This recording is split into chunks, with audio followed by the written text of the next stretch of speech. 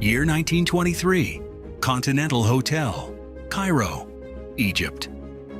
An extremely wealthy British lord lay on his bed, burning with high fever and struggling to breathe. At exactly 1:55 a.m., he took his final breath and passed away. What's astonishing is that at that very same moment, the entire city of Cairo suddenly plunged into darkness. Every light went out. Thousands of miles away in England, the Lord's pet dog began howling and then suddenly passed away.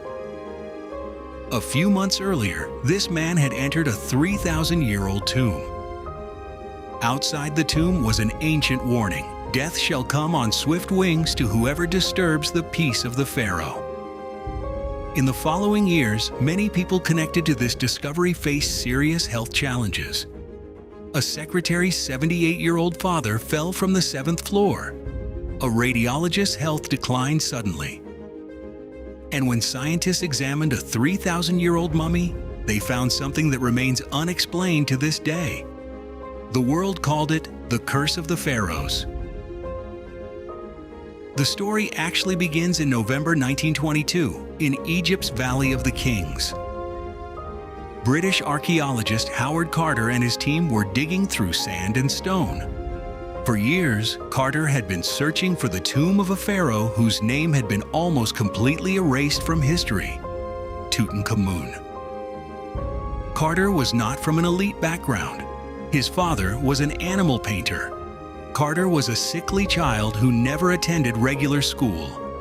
At 17, a lord noticed his watercolor paintings and recommended him for work in Egypt.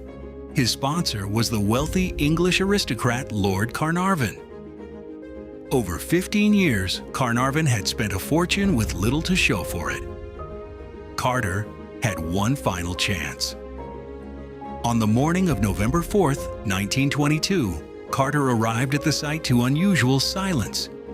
His foreman informed him they had found a cut stone step. By the afternoon of November 5th, they uncovered a full staircase. By the 12th step, they found a sealed door with the royal seal of Anubis. By November 24th, they could clearly read the name, Tutankhamun. On November 26th, 1922, a day Carter later called the most wonderful of his life, he made a small hole in the door. Warm air rushed out. He held up a candle and saw the glint of gold. Lord Carnarvon, standing behind him, asked anxiously, "Can you see anything?" Carter replied, "Yes. Wonderful things." It was a 3,000-year-old tomb filled with 5,398 objects. A 10-kilo solid gold death mask, a dagger made of meteorite iron, a solid gold coffin, and 130 walking sticks. Everything remained exactly as it had been left 3,000 years ago. It was one of the greatest archaeological discoveries in history.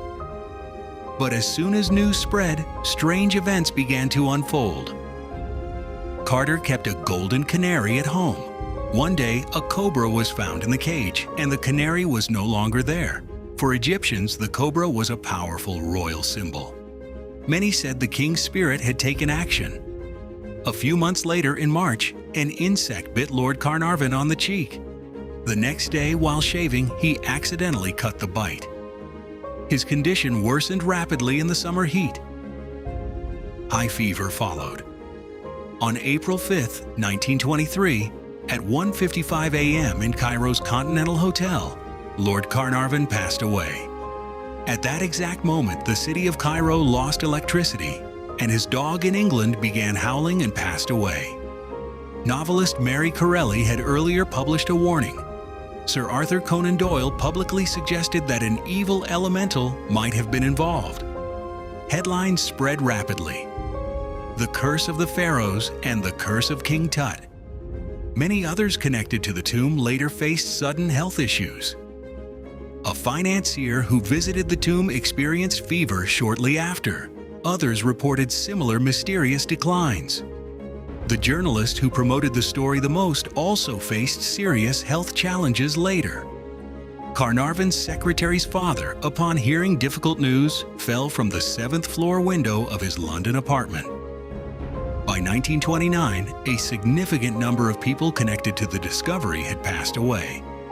During the examination of Tutankhamun's mummy, doctors noticed a round mark on the mummy's cheek, exactly where the insect had bitten Lord Carnarvon.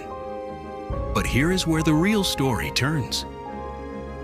Tutankhamun was born around 1329 BC. His father, Akhenaten, had created religious upheaval by promoting worship of a single god. After his father's passing, the young Tutankhamun came to the throne at age 9. He restored the old traditions but left this world at just 18 to 19 years old.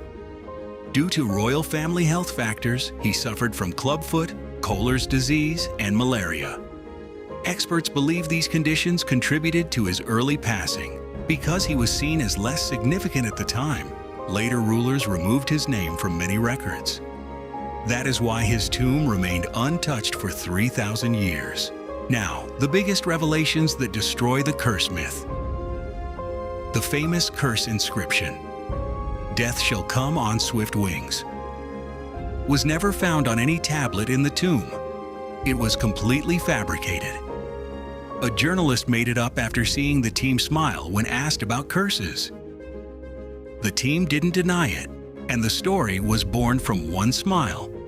In 1933, German Egyptologist Professor Steindorf investigated all the deaths and found no connection to the tomb. A 1963 study found many archaeologists and museum staff suffered from Aspergillus niger fungus, common in tombs, but it was treatable with antibiotics. A 2002 study in the British Medical Journal compared people who entered the tomb with those who didn't. There was no significant difference in their average age of death. In fact, the cursed group lived slightly longer than expected for their social class. The Cairo blackout was common in the 1920s. The dog died at a different time when accounting for time zones. Carnarvon was already very ill before coming to Egypt. In 1923, a simple infected mosquito bite could easily be fatal without modern medicine. The people who should have died first if the curse was real lived the longest. Lady Evelyn, Carnarvon's daughter, one of the first to enter the tomb, died in 1980 at age 78. Douglas Derry, who unwrapped the mummy, died in 1961 at age 87. Howard Carter himself, the man who discovered and opened the tomb, lived until 1939, dying at 64 of natural causes. Whenever asked about the curse, he would simply reply, "I am still alive." Ancient Egyptians believed a person truly dies only when their name is no longer spoken. Tutankhamun's successors erased his name. For 3,000 years, the world forgot him.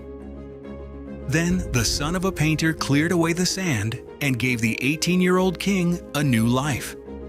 Today, Tutankhamun is the most famous pharaoh in the world. His name will never be forgotten again. In a way, thanks to Howard Carter, Tutankhamun can also say, "I am still alive." So tell me, was this just one massive coincidence? Or did the ancient pharaohs truly place a deadly curse on those who disturbed their eternal rest? If this story sent shivers down your spine, hit that like button hard. Now drop your opinion in the comments. Do you believe the curse of the pharaohs was real? And let me know. Should I make a full video on the secrets inside the pyramids next? If you love these dark historical mysteries, then subscribe right now and press the bell icon so you never miss a new upload. Thank you for watching till the end. You have serious nerves of steel. Stay curious, stay safe.